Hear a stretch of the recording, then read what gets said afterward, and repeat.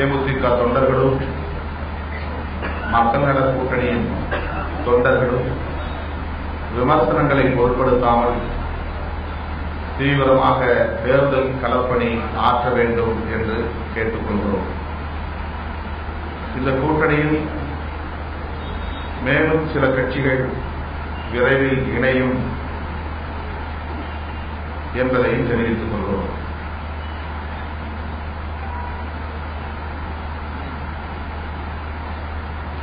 April 14ஆம் நாள் ஒவ்வொரு ஆண்டும் விடுதலை சிறுத்தைகளின் சார்பில் விருதுகள் வழங்கும் விழா நடத்தி வருகிறோம்.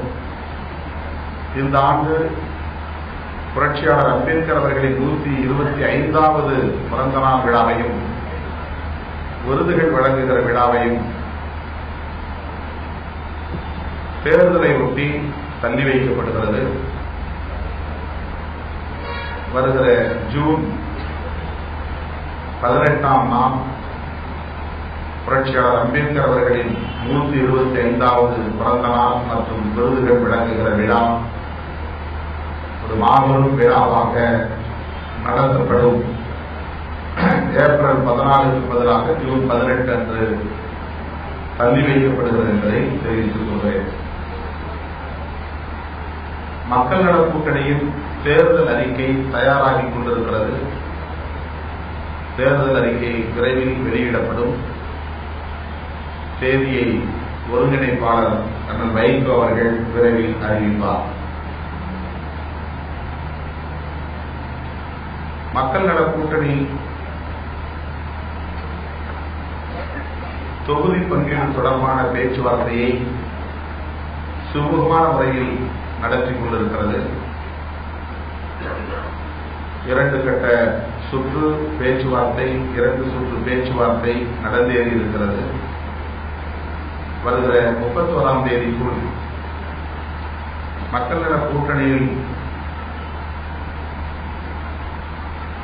தொகுதிகள் பங்கீடு செய்வது தொடர்பான இறுதி முடிவை வரையறை செய்வோம். அதன் பின்னர் தேமுதிகவுடன் கலந்து பேசி தொகுதிகளை அடையாளம் கண்டு விரைவில் வேட்பாளர்களை அறிவிப்போம் என்பதையும் தெரிவித்துக் கொள்கிறோம். வேட்பாளர் அறிமுக கூட்டத்தில் தேமுதிக தலைவர் மக்கள் நல கூட்டணியின் தலைவர்கள் அனைவரும் பங்கேற்போம் என்பதையும் தெரிவித்துக் கொள்கிறேன். தேர்தல் ஆணையத்தின் மூலம் விடுதலை சிறுத்தைகள் கட்சிக்கு இந்த தேர்தலில்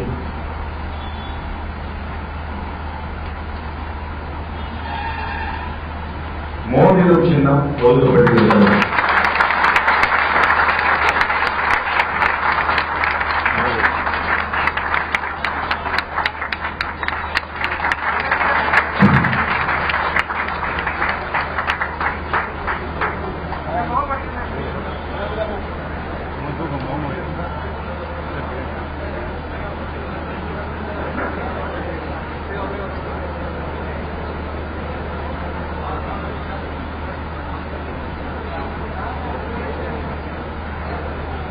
நமது சின்னம் நமது சின்னம் வெற்றியின் சின்னம் வெற்றியின் சின்னம் கூட்டணி ஆட்சி அமைக்கும் சின்னம் தமிழக அரசியலை புரட்டும் சின்னம் நமது சின்னம் வெற்றியின் சின்னம்.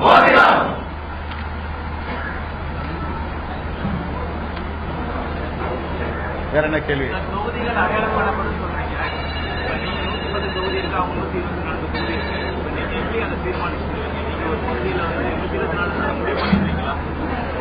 மக்கள் நல கூட்டணிக்கு என்று ஒதுக்கப்பட்டிருக்கிற 110 தொகுதிகளை நாங்கள் 4 கட்சிகளும் பகிர்ந்து கொள்வோம். எங்களோடு சில கட்சிகள் பேசிக் கொண்டிருக்கின்றன. அதாவது மக்கள் நல கூட்டணியோடு பேசுகிற சில கட்சிகளுக்கு இந்த தொகுதிகளில் இருந்து நாங்கள் பகிர்ந்து கொள்வதாகவும், தேமுதிகவுடன் பேசிக் கொண்டிருக்கிற கட்சிகளுக்கு தேமுதிகவுக்கென ஒதுக்கப்பட்டிருக்கிற 124 தொகுதிகளில் அவர்கள் பகிர்ந்து கொள்வதாகவும் தான் நாங்கள் தொகுதி உடன்பாடு செய்திருக்கிறோம். ஆகவே யார் யார் எங்களோடு பேசிக் கொண்டிருக்கிறார்கள் என்பது சில நாட்களில் வெளியிடப்படும்.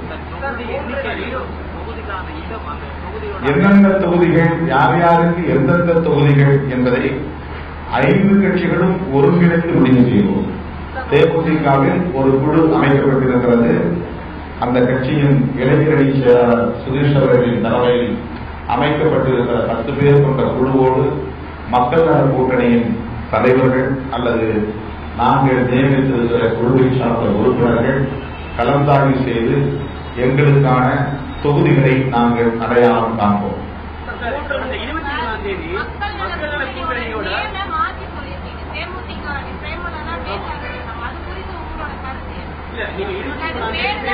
விஜயகாந்த் மக்கள் நல கூட்டணின்னு சொல்லி அந்த அணிக்கு அறிவிச்சீங்க பேரு.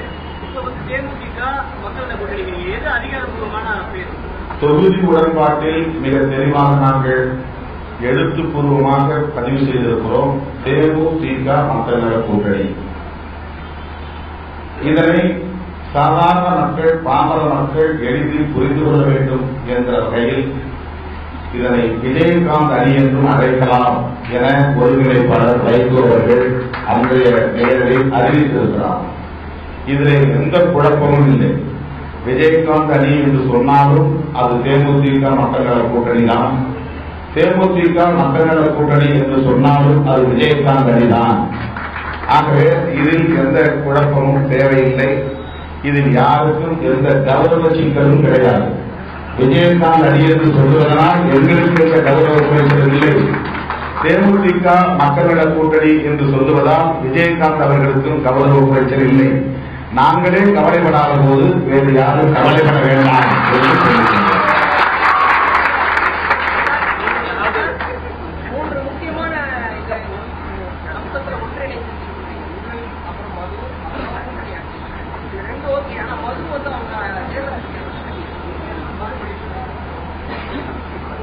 நாங்கள் தேமுதிக தேர்தல் அறிக்கையெல்லாம் வெளியிட்ட பிறகுதான் எங்களுக்கு இடையே தொகுதி உடன்பாடு உருவானது. ஆகவே தேர்தல் அறிக்கையில் அவர்கள் என்னென்ன நிலைப்பாடுகளை தெரிவித்திருக்கிறார்கள் என்பதை இன்னும் நாங்கள் அறிந்து கொள்ளவில்லை. ஆனால் பொது மேடைகளில் மிக கடுமையாக விஜயகாந்த் அவர்கள், தேமுதிகவுடைய தலைவர்கள் அரசு மதுபான கடைகளை மூட வேண்டும் என்பதை வலியுறுத்தி தொடர்ந்து பிரச்சாரம் செய்து வருகிறார்கள். எனவே மது ஒழிப்பு தேமுதிகவுக்கும் மக்கள் நல கூட்டணிக்கும் எந்த முரண்பாடு இல்லை என்பதை தெரிவித்துக் கொள்கிறேன்.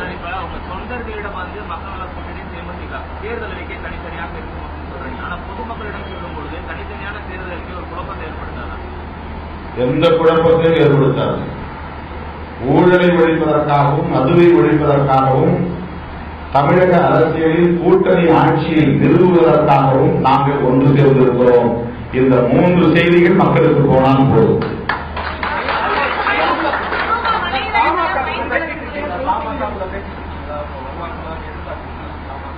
தமிழ் மாநில காங்கிரசுக்கு நாங்கள் விடுத்த அழைப்பு அப்படியே உள்ளது. தமிழ் மாநில காங்கிரஸ் கட்சியினுடைய தலைவரை அண்மையில் ஒரு திருமண விழாவில் சந்திக்க நேர்ந்தது. ஒருங்கிணைப்பாளர் வைகோ அவர்களும் நானும் அவரோடு தோழமை அடிப்படையில் சில நிமிடங்கள் பேசிக் கொண்டோம். எங்கள் அழைப்பு அப்படியே இருக்கிறது, முடிவு செய்யுங்கள் என்று கூறியிருக்கிறோம். அதை நான் காலக்கெடு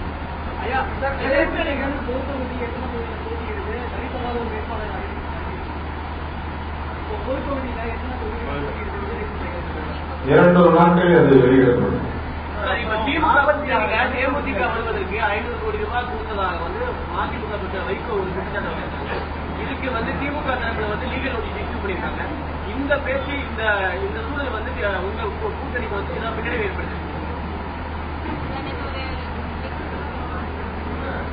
ஒருங்கிணைப்பாளர் அண்ணன் வைகோ அவர்கள் இதற்குரிய விளக்கத்தை ஏற்கனவே சொல்லியிருக்கிறார். சட்டப்பூர்வமாக அதனை எதிர்கொள்ளப் போவதாகவும் கூறியிருக்கிறார். ஏற்கனவே சில நாளேடுகளில் இந்த செய்திகள் வந்தன. அதன் அடிப்படையில் தான்